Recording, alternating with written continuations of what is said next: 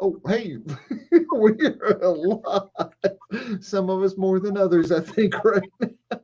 It's midnight, and it is the Two Bros Wrestling Show after a long weekend of wrestling action that Two at bros, least two one of the shows. bros managed to catch it all of. Guess which one? And sadly, the main event wasn't the first time I fell asleep on the couch tonight. It was a long night. Let's face it, it's 4 hours on Saturday and 4 hours on Sunday. But to me, honestly, the third year, Doug, that they've done this 2-night event. And I have to say that if you're going to have as many matches as they've tended to have, I would much rather have 4 hours and 4 hours than those 6.5 hour single shows that Absolutely. are really kind of a slog to get through. So I'm kind of fine with this format. I know you missed a little bit of night two. It was eventful for sure, but overall, from what you did see, what is your impressions of night two for the folks out there before we get into spoilers? I think I liked night one better. Actually, I think night one was not to say that there was anything incredibly wrong with night two, but night one was better. It's very interesting that night one was not as strong on paper. Night two looked better on paper. I think in execution, I agree with you. The bar was raised pretty high for night one as far as just overall entertainment value goes. Night two was definitely entertaining. And we'll get into the, what was or was not entertaining to us as we go match by match. But I thought the flow was interesting. Night one, for me anyway, kind of started slow. But really built and just continued to build. Night two had kind of an interesting, like middle lull to me. It started really hot, ended hot, but there was a part in the middle that wasn't maybe as good as I would have expected it to be. Yeah, I agree. And I this will be shocking because night two was problematic for me because Peacock for me, I had some stop motion Peacock going on for probably about the first half hour. At one point, I saw Triple H just frozen on my screen. I'm like, oh, what? Okay. And I'm trying to refresh or restart Peacock and everything. And then I'm getting like these, it's almost like, claymation things going on Peacock. Eventually, I got into probably about the last half of the first bout. And then they just kind of set the stage for me for night two. If you all had anyone else out there watching have trouble with Peacock, drop it in the comments. Let us know. I honestly have to say that for me, Peacock has been working really well lately. And in fact, they've made some improvements in the overall look of the app. Again, not what the WWE network was. Don't get me wrong. I still prefer the standalone network. However, a lot of the issues that I had anyway have been addressed. So now we just need to get Doug fixed up. But until we do, Doug, let's talk about night two. Why don't we? Since this is the first time ever Two Bros have done 2 shows in a day. So let's get right to it because it is late. Thank you, everyone, for staying up late with us. Drop in the comments if you're watching and let us know what you think of each of these matches. But we start out again, 2-hour pre-show, no matches on the pre-show. Got you covered there. So we start the broadcast, though, with Triple H. And I wasn't sure, Doug. I don't know. I know you said you had some technical difficulties with the trips there at first, but essentially it was the formal, I guess, retirement in that he did the time-honored tradition of leaving one's boots in the ring. And I guess when you're part of the company brass, you get to make your retirement announcement, and then a couple weeks later get to kind of do it again on WrestleMania because, well, it's partially your company and all. But it still was a nice moment. Triple H has obviously been on a lot of WrestleManias in the past. He got to hug his kids and all that on his way to the ring, leave his boots, thank the fans. So it was kind of a nice way to open night two. Wish I could have seen that, but it was freezing. And honestly, I was watching Peacock on a laptop for probably about the first half hour, because TV, especially the big TV in the house, is hard to get. So you got to share it with some SpongeBob. So, but anyway. Well, match one. Let's get into the first match of the night. I think it's interesting that for 2 nights in a row, they had a sort of a pattern that we're going to start with a tag team championship. So tonight it was a Raw tag team championship contest that started. And for me, I really thought that unlike night one, which I thought was kind of a slow opener, this one was, because it's 3 teams, I guess, you could expect there'll be a bit of a spot fest, but it was certainly action packed and got the crowd hot early. We had the champions, RK Bro versus Alpha Academy and the Street Profits.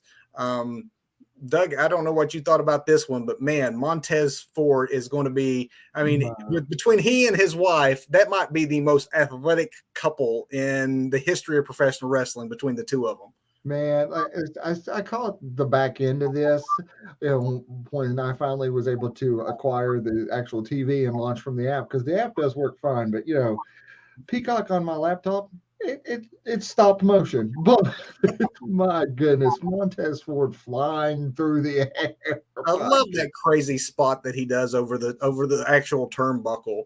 But then, let's not also forget the beautiful super blockbuster that he did. That was absolutely awe-inspiring. I hope that was something that you caught. Yes. That I don't think I've ever seen him pull that one out before. That was insane to go over Dawkins and the opponent. I don't even know who it was at this point. I don't even remember who Dawkins was holding. What was it? Was it Gable? I believe it was. Yeah, because Gable took a lot of the bumps. He did. My goodness, to go up over the my goodness. Yeah, it was ridiculous. Riddle got in some good offense, had a really great high knee counter. Obviously, he's great at that. Randy getting those back bumps on the multiple opponents on a really stiff table. Like, these tables don't break. You just bounce off of all the equipment and stuff. Looks very painful. The Riddle RKO from the top rope. I mean, and the way Ford's facial expression. It's when he sees Riddle just show up. Loved it. Super hot opener.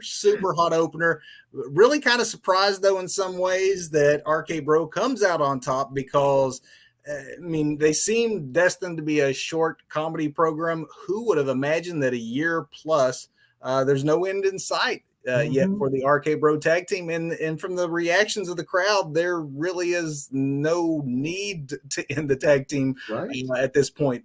They're very over, and they both seem to be enjoying themselves. Kind of like the things a little of life imitating art. Like, Randy's kind of infamous for being a little aloof and maybe uninterested sometimes in the work he's given to do. However, there's some weird ingratiating charisma about Riddle that I think, despite what he would like himself, Randy Orton can't help but actually have come around in real life to the real Riddle, and that they truly may be friends behind the scenes, because Randy actually seems like he's having more fun than he's having fun. Absolutely.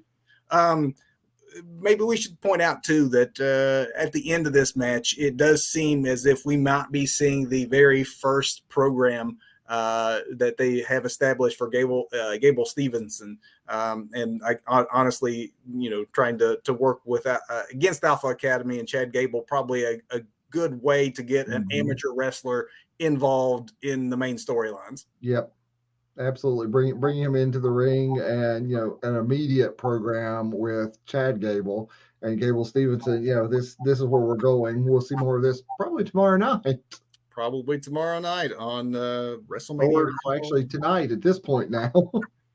We have turned the clock to midnight. Let's turn our attention to the next match, because we probably don't have very much to say about this. At least I don't. On paper, this was probably the least interesting match, and definitely the least promoted match. It kind of came together in the last week before WrestleMania. However, if you're going to have two big men go at each other, it certainly was inoffensive. And if you're going to take a big heel that's 7'4" and feed him to your baby face, this is probably how you do it. Is Lashley a face now? I said baby face because he left as a heel and then he comes back against Omos and people are cheering him. I don't know. WWE has some confusion booking sometimes, where I'm not sure who's the babyface and who's the heel. But I think tonight Lashley was babyface. He definitely was babyface against Omos. I will say that they had a really bad botched corner spot, and Omos is definitely limited. But it was one of those things that he charged into the corner, and either Lashley forgot to kick him in the knee, or he fell before Lashley kicked him in the knee. So instead of just trying to cover, Omos backed up and just did it again. It's just pointed out what you'd messed up the first time, which is a bad rookie mistake. But it did look cool when he caught Bobby Lashley. I will say it did look cool. When you have a man that is legitimately action figure proportions like Bobby Lashley, and he looked small tonight. Mm-hmm. It's hard to make Bobby Lashley look small. But Lashley looked like a powerhouse when he got that not superplex, but just to get a 7'4", 400-pounder over in a suplex. That was a pretty impressive feat of strength. Mm-hmm. And right outcome. I mean, yeah. So I mean, there's really not a lot to write home about here. It was what it was. It moved things around. I think this may have started to slow things down a little bit. With this, you need a cool down match after that super hot opener, and well, you definitely got it with this. You definitely got it with this. The same maybe can't be said for the next contest we're going to talk about. And if you want your opinion, folks out there, of this contest is going to completely ride on your love of the Jackass franchise or your love of slapstick silliness in the world of professional wrestling. But for better or worse, Doug, this next match had everything, literally everything, including a giant mousetrap. I mean,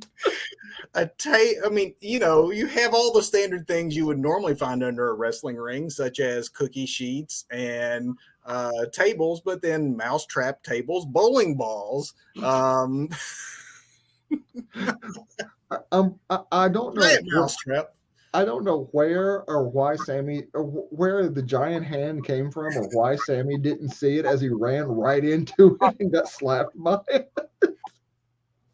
I mean, it was ridiculous, and I wasn't looking forward to it. And I can't say that if you ask me again, would I book it again? I would still say no. Let's have an actual match of some meaning, but I will not deny for 15 minutes, even despite myself, I found myself laughing repeatedly at Sami Zayn and the Looney Tunes show that I was watching unfold before me. Like I said, man, Sammy has found his thing in the WWE. It's not the thing I would have hoped for him, but he's found his thing, and he is good at his thing. Well, good at his thing. Johnny Knoxville obviously has made a career out of hurting oneself, so maybe the instructions he gave was just do whatever to me. I got a high pain threshold, because Sammy didn't pull anything. And I mean, whether it's going through tables or smacking him over the back with crutches or whatever, like, he laid it in on Johnny Knoxville, and to his credit, middle-aged non-wrestler took it. And some of the other Jackass crew, got brutalized too. Wee Man took a vicious foot to the face that they repeatedly showed. And of course, got to slam Sammy, which was about 3 feet off the ground, but still impressive, right? He got a legit slam off, which got a huge pop from the crowd. And I have to admit, will be one of those moments that they put in a loop when they recap WrestleManias. We both called that, though, that the entire Jackass crew would get involved, and sure enough, they did, which probably kept it a little more believable that Knoxville could stay in a contest. Since it's not really a match and there's no DQ. All your buddies getting involved is about the only way you could have hopes of winning. For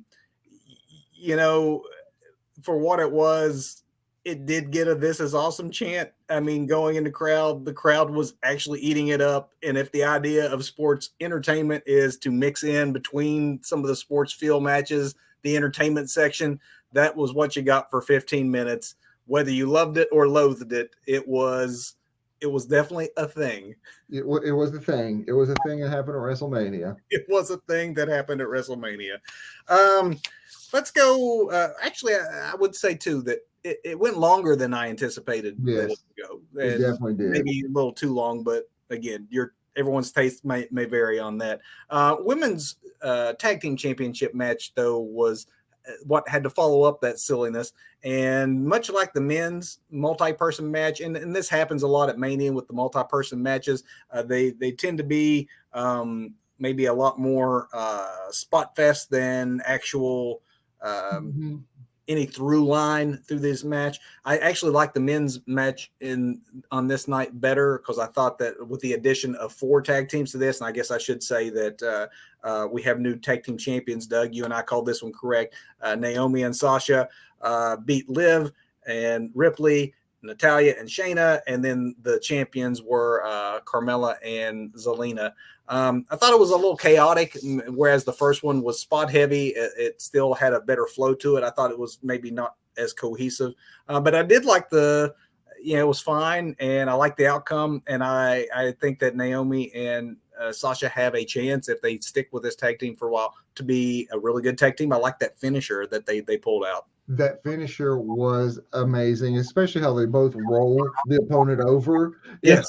They both hit, and then they both roll the opponent over for the pin, and then Naomi just kind of exits while Sasha grabs the pin. And can we just talk just for a second about Sasha selling the importance of winning this tag team title? I mean, it's like she had just won $1 bazillion and was just so shocked and grateful for it, and in disbelief that it should actually pulled it off. Well, it's probably as much not just the tag team championship, but I had to do a double check. But I saw this tonight, and turns out it is factual. 7 times Sasha Banks has been on the WrestleMania card. This is the first time she's ever won at WrestleMania. So that emotion may have been as much about I actually am gone over on WrestleMania. There we go. Okay. Hard to believe that the Boss lost 6 times. I know. I never bet against the Boss. Why does anybody else? For a long time, it seemed like Vince always was betting against the Boss. Mm-hmm. But genuine feel-good moment, at the end of this one. And it kind of, I wasn't sure, even though I know you and I both predicted Naomi and Sasha. I did predict that I did presume there would be a title change because in the real world, Carmella and Corey Graves are getting ready to get married this next week. That's really within the next 72 hours, according to Corey. So I figured they'd probably get the belt off of them just so that they could, maybe take a little time off to themselves. But I'm excited to see what Naomi and Sasha does as a tag team. Mm-hmm. Page 2. Page 2. Doug, were you awake for Edge versus AJ Styles? I am ashamed to say this is the first time of the night where I fell asleep.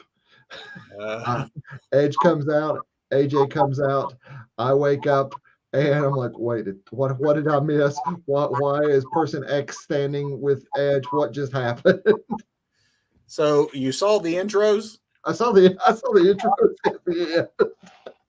All right, let's go then. Let's talk intros. So AJ comes out and is bleeding. So apparently, I did some internet sleuthing. So there's some videos out there, folks. If you want to go search them out. And it wasn't on the main broadcast, I don't think, but some fan shot footage. But apparently AJ clipped the set on his way out. I guess he just ran straight into a sharp edge of something and cut himself. Oh my! Okay, so I was wondering about that because I mean it's. I mean, how do you run into something? I mean, it's right here because I'm like that looks. Because I'm like that looks really fresh. Yeah.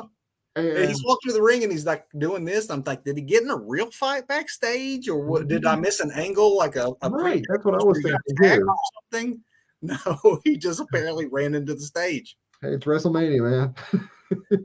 what do you think about that Edge entrance? That was definitely it incorporated a little bit of the original Edge, Gangrel follower acolyte there, and I kind of liked the throwback, the updated version of the throwback feel for an Edge character. Because I was briefly confused. I was like, wait, is Edge a vampire again? Well, but he's like the vampire lord now because he comes up on a throne. Exactly. Is that Cody's throne from AEW? What's going on? Cody owned his music. Maybe he owned the throne too and just brought it over with him. I don't know. I'm bringing the throne, the hammer, and Pharaoh too.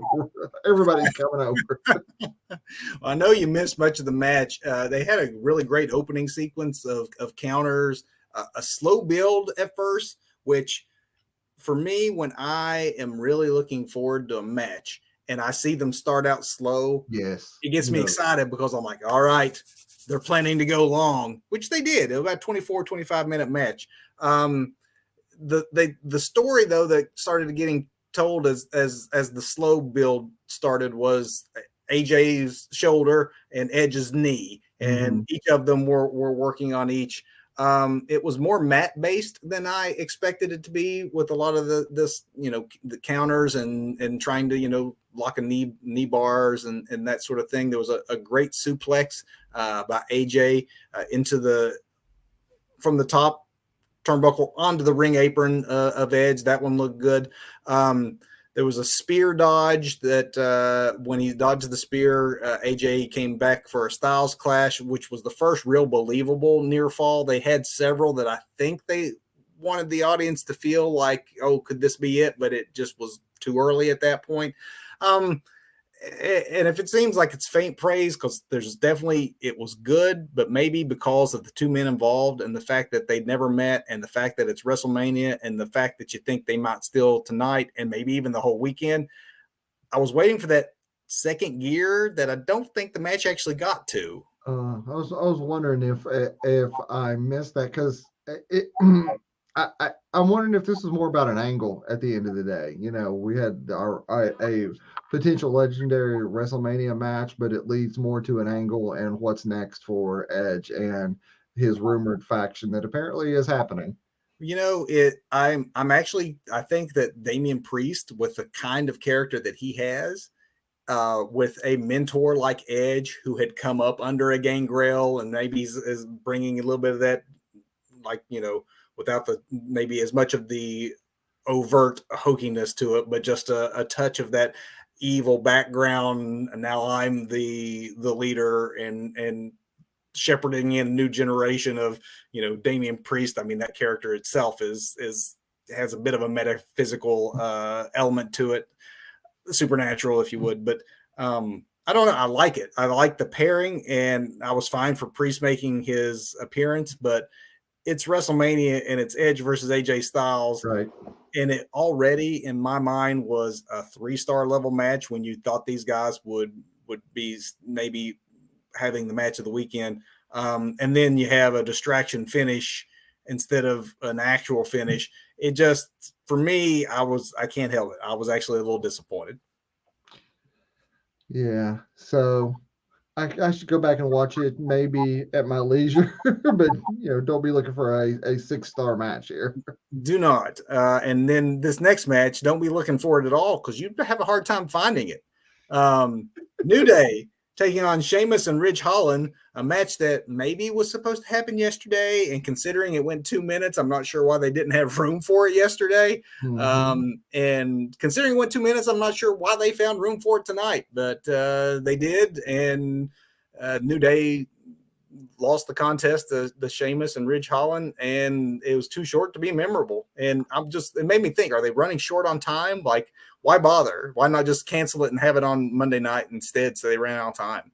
I don't know, and I don't understand what they're doing with Pete Dunne. I do not understand. Butch, the newsboy. I mean Pete Dunne, dude. I don't know what the hell this Butch thing is. It needs to stop. He's like some rabid little puppy now. It's very cartoonish. Very cartoonish.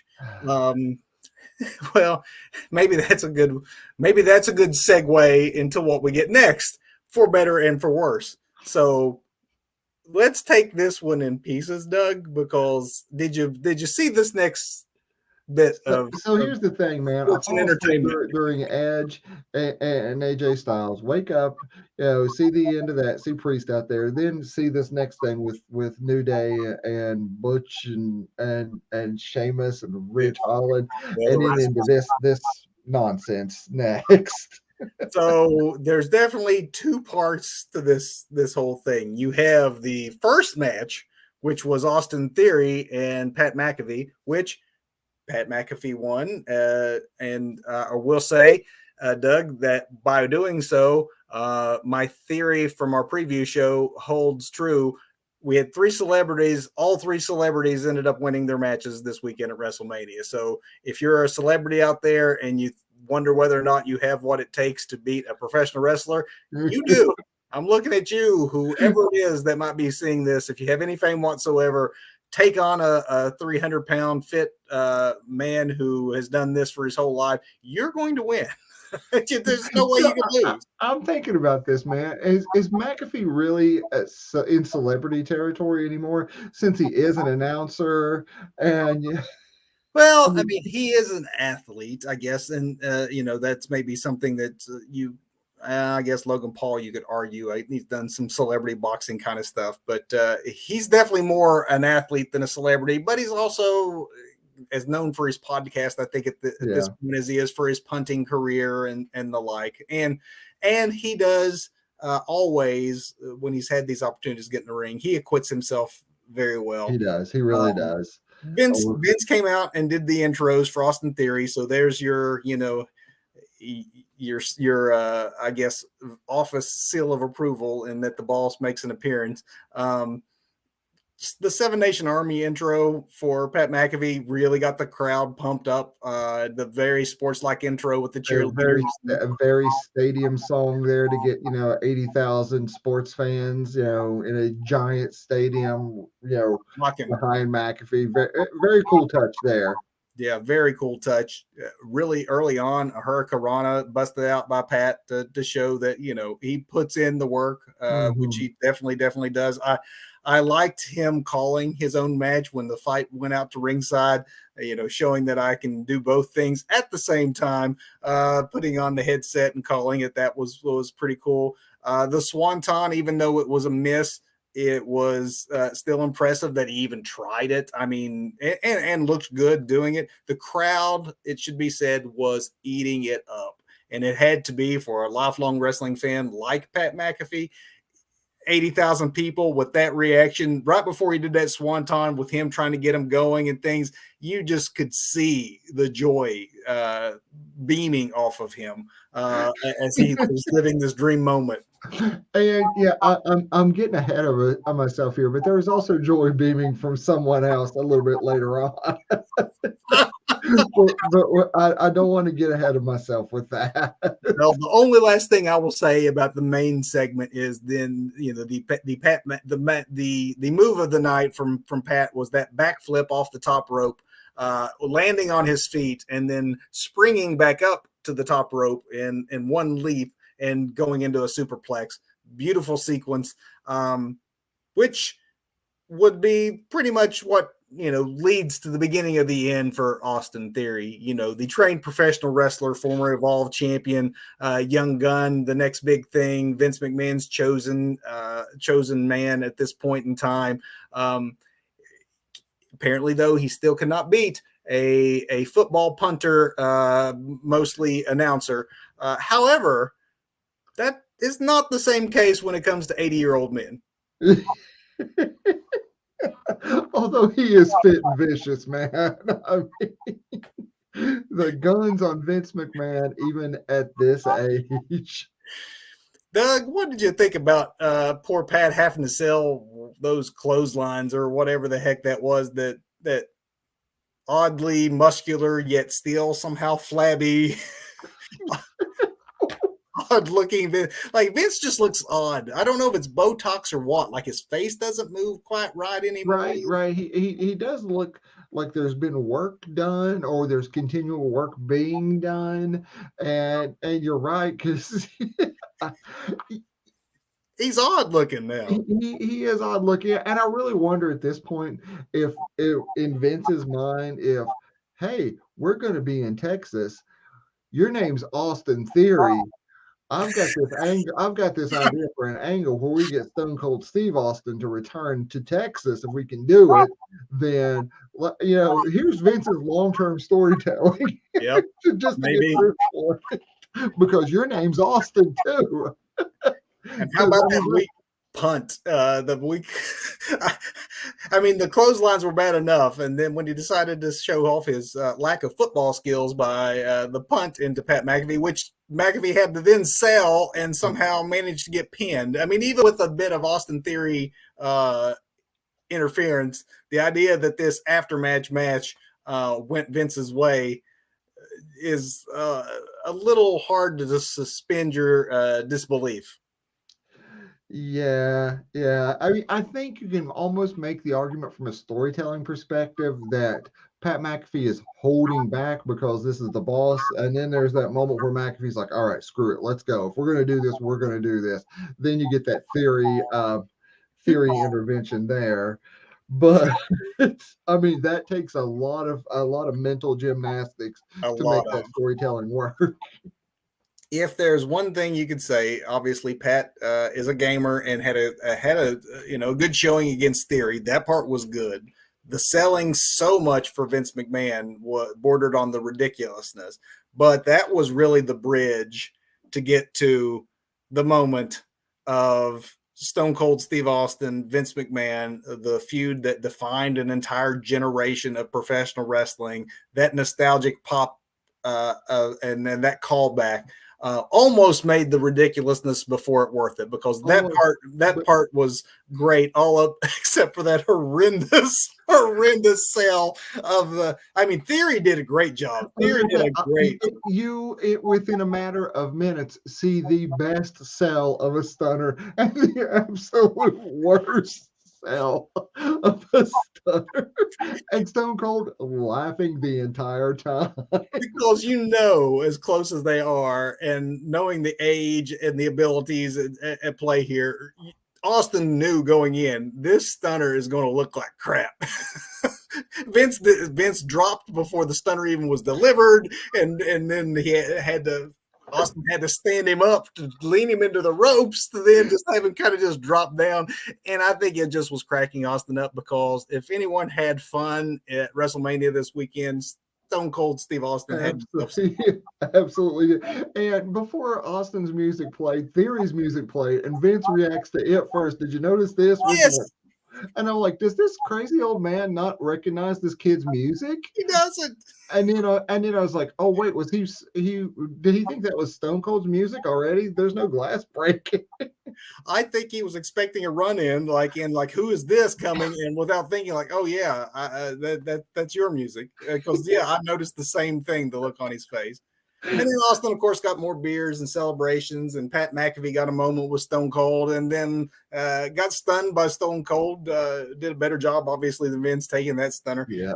But I mean, it was a means to an end. The ridiculousness that came before, I could have totally done without. But seeing Austin McMahon one more time on WrestleMania for old time's sake, I mean, come on, it was good. What can you say? That was fun. That part of it was fun. It was fun. I was laughing, especially when Stone Cold is laughing. He's breaking, and he's just laughing, smiling, having beers. Ridiculous, but doesn't care. He's like, screw it. Don't care. Everybody's old. It's not what it once was. Of course, it's going to kind of go that way, but the fans are eating it up, and I'm having these beer salutes, and we're throwing stunners and middle fingers around. It's all good fun. All good fun. Which takes us to the main event, the biggest main event in the history of all main events. I could have done without the announcer, actually, the ring announcer calling it the biggest main event of all time. I mean, just let us feel it. It definitely had the big match feel. Seeing these two Bahamas finally facing off. I know they've wrestled at WrestleMania before, but the stakes have never been quite like this. The fans have never been this invested. It's the first time ever at WrestleMania that two world titles were being combined. Obviously, Roman hadn't been pinned in 2 years, and Lesnar almost never loses. So it definitely felt like a big deal for those of us who You say so, man. Roman came out. Next thing I know, I'm like, why is this commercial on? Why are they going to a commercial break before Lesnar comes out? And then you text me and go, hey, man, are you awake? And I'm like, oh, no, I'm not. Well, I am now. But I was waiting to go live. I'm like, is he just going to wait till 12:15? Because I started the show way late to give it time. I'm like, it's still a half an hour. We could go ahead and get this going. You mind if I then, since you missed it, let you know what you missed a little bit? So I'll quickly rewound and saw the winner. But, as far as what I missed, I have no idea. So there was the great segment, I thought, where after Paul Heyman does his normal Roman Reigns intro, Brock Lesnar grabs the microphone from the ring announcer and does his own intro for himself. Again, Cowboy Brock having a blast, seeming like he's having a lot of fun with it. I like the slight worry that shows on Roman's face at the beginning of the match when the bell rings and immediately Brock Lesnar begins taking his gloves off. And it's more like we're going bare knuckle here. And Roman had just a great, like, not cartoonish overreaction, but just an obvious look of, uh-oh. It was great. It was subtle enough that it was great. There was an early part in the match where I really appreciated Paul Heyman. The great work that he does as always adds to the presentation. But Lesnar's at ringside, and he's going after Heyman for having interfered. And Paul is begging for his life. I'm so sorry. I love you. Roman made me do it. None of this was my idea. Just like so heelish, over the top, cowardly. Chicken. It was great. It was a match of WWE heavyweight main event style. You weren't going to get Triple H versus Undertaker. This wasn't going to be HBK versus anybody. That wasn't what you were going to get from these two. But what you got was maybe what you expect. A lot of early signature moves. We're talking multiple spears or spear attempts, German suplexes, belly-to-belly suplexes, Superman punches, just kind of what you thought. But the crowd was into it, and it was a bit back and forth. There was a really cool spear counter into an F5, which did produce a believable near fall. I'm not so sure about Reigns did some sort of spear to Brock's back. And I don't know if that was supposed to be a different move or it just looked funky, but he just kind of collided into him and they both fell to the ground. Just like when Bobby Lashley speared Omos's kidneys earlier. Yes, actually it was. And I think maybe they were going for something else, or they didn't know where they were going at that point, and they just kind of collided and collapsed and talked it over on the mat. Didn't look awful. I mean, it was contact and just looked rough. It wasn't smooth or pretty, but again, you don't expect smooth, pretty, artistic wrestling from these two. I loved the one spear attempt that Reigns had that was countered into a Kimura lock that legit looked like that Lesnar was going to pull Reigns' arm off, and it looked like it may, if not the finish, was going to perhaps lead to the finish. It didn't. It was at that point that I don't know, I may be channeling Paul Bearer here or something with some redemptive powers, but this is when Paul began to beg, rise up, my tribal chief, rise up. And it apparently worked because the ending seemed kind of sudden. I mean, it was good, what was there, and then the ending almost came out of nowhere. It was about a 15-minute match, which maybe is for these two men this size. That's probably what you have in the tank, but yeah, the ending, Doug, when you go back and watch it, it does seem like maybe it didn't build to it to the point that you actually thought that was going to be the end. I was expecting a kick out, and it didn't happen. But you were correct in the call. There was no shenanigans. There was no Usos. It was a pretty straight up victory. We had a ref bump sort of at one point in time, which fortunately did not lead to the ending. But Lesnar now takes the defeat. You have one world champion. Where in the world do we go from here? I mean, who in the world can, if not Lesnar, who? I still say Rock, but not yet. So if not yet, and we're talking another Mania a year from now, does he keep the title for a whole other year after being 2 years undefeated? So I was awake for his his entrance, and they did sell heavy all the other people who've held the title longer than him. I don't see a 2,000 day reign, but they did put that over how he's on what is 500 and some days into this legendary title run. So I think they continue to push that. I would love to see it go on to WrestleMania, especially now that we have the Usos still have gold. He still has he is now the unified champion, whatever they do with that. And I would really love to see them fold Naomi and Sasha into the bloodline too, and just recognize that relationship with Naomi. Don't think that'll happen, but I would love. I mean, we did some fantasy booking once, and I built a Samoan dynasty based on on a scenario like this. But you know how these things go with factions. It goes one of two ways. You either keep building the faction, or you have dissension in the faction and infighting. Which do you think is going to happen first? Do you think they fold others in and acknowledge some of these other ties, or do you think that the Usos begin having trouble with their cousin in a way that was hinted at almost a year ago, and then they kind of resolved all that and moved past it? Do you think that comes back? Because you have to do something to keep him interesting for the next year if you don't have a legit opponent that can challenge him. I say you get dissension by bringing Naomi in and recognizing those ties by marriage there with and then have Sasha be the dissenting voice eventually, and then that cause some drama, and start playing that angle. But still, you keep the tribal chief as the champion for I don't know, maybe another 300 days or so. You think Lesnar gets a rematch? Because I don't think WrestleMania, so. this is now they've wrestled 3 times, and they're tied 1 win to Seth Rollins. That's true. So, I mean, you could say that you could squeeze the lemon once more to get a little more juice out of a rematch, maybe at a Backlash or whatever it is that comes next. But maybe Drew McIntyre, maybe Bobby Lashley, who's now back. Lashley has legitimate claim to, hey, I never really lost my world title. Well, and I'm also thinking now in my head here, the wheels are turning, and since he is the now unified champion, he's bouncing back and forth between Raw and SmackDown. So maybe there's a Cody program in there. There's got to be something interesting for him to do if you're going to keep the belt on him for as long as it looks like.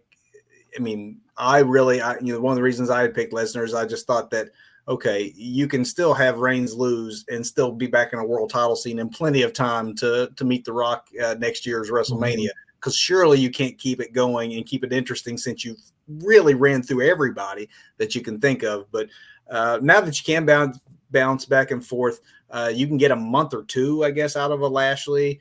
Who legitimately can say, hey, I lost in a 3-way match and I never was really, it wasn't fair to me. I never legitimately lost my match. But that's still short term. Like there's got to be something coming down the horizon. Someone's going to have to be raised up from the ranks to play the part of a opponent. And I just don't see who that person is right now outside of the few that we mentioned and, legit, like, main event level guys like Drew and even more so Bobby Lashley, because I honestly think Drew's a little bit damaged at this point. I think he might need a little bit of rehabbing to main event again. But what do you think, Doug? 2 nights of WrestleMania. I know you missed part of tonight, but I mean, overall, was not perfect by any means. But for 2 nights, the crowd stayed in it pretty much both 4-hour shows, and there was plenty of entertainment, both athletic and sports entertainment. So whatever your flavor is that you most appreciate, it was there. It was definitely there. It was good WrestleMania overall. As Saturday night I think was better. Match of the weekend was definitely Belair and Lynch. Yeah, definitely. I mean, there wasn't even any contest. I thought that the Edge AJ might be the one that challenges it from this night, and they didn't live up to that expectation. So they easily walked away with match of the weekend in my book. To see Stone Cold, dropping stunners left and right and down in mirrors 2 nights in a row, I was kind of marking out for that, I have to admit. Yeah, the Triple H retirement, the Undertaker getting his moment in the sun to say goodbye to everyone on a big platform. There was definitely a lot of memorable moments, I think, even if there was only a handful of classic matches. Mm-hmm. I think the 2 best matches actually both were on night 1, because I would put Cody Seth match as maybe the second best match of the weekend, also on night 1. But overall, definitely more good than bad, more entertaining than not. Nothing that was just so god awful. I would suggest that you absolutely should avoid it just for offense. So go check out WrestleMania if you haven't. You definitely need to.